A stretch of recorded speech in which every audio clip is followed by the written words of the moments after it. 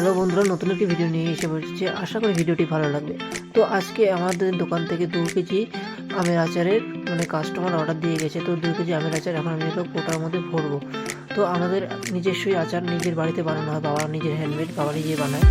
তো এখন আমি বোতলের মধ্যে 2 কেজি আমের আচার ভরিয়ে নেবো। এই আচারটি এখন যাবে আজকে এখন না, কালকে সকালবেলা ঠিক 8টার দিকে চলে যাবে কুম্ভমেলার জন্য।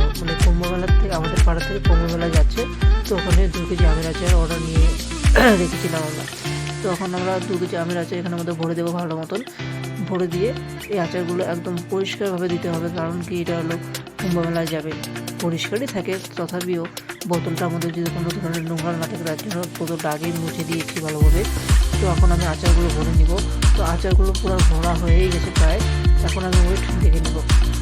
তো ওইটাও দেখাচ্ছি আপনাদের যে এখানে মধ্যে 2 কেজি পুরো আমের আচার হয়েছে।